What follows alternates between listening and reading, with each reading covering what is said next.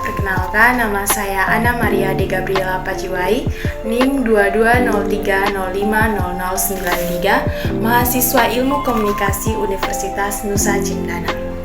Di sini saya akan menjelaskan mengenai Development, Research, Tradition, and Global Communication. Ini membahas tentang bagaimana modernisasi pada dasarnya gagal membawa perubahan di negara-negara atau di wilayah-wilayah berkembang. Contohnya, kurangnya layanan telepon, buta huruf, sedikit keberhasilan media lokal, dan kurangnya konektivitas ke internet, semuanya itu berperan dalam hal ini.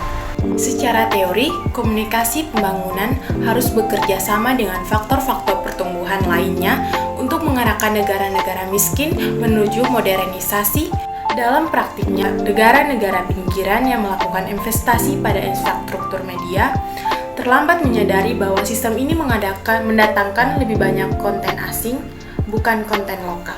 Contoh kasus yang saya ambil adalah Indonesia dan Vietnam fokus jadikan ASEAN pusat pertumbuhan. Sebagai bagian dari misi roadshow ke Vietnam saat ini, Keketuaan ASEAN BAC bertujuan mendorong bisnis dan pemerintahan di Vietnam untuk turut berpartisipasi dengan aktif.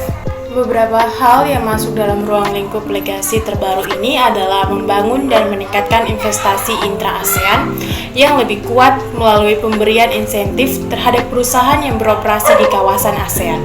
Hal ini diharapkan bisa menciptakan ekosistem usaha yang terintegrasi antara negara-negara ASEAN. Dalam perjalanannya, Indonesia dan Vietnam memiliki peran penting dalam memperluas posisi ASEAN sebagai pemegang kunci ekonomi global.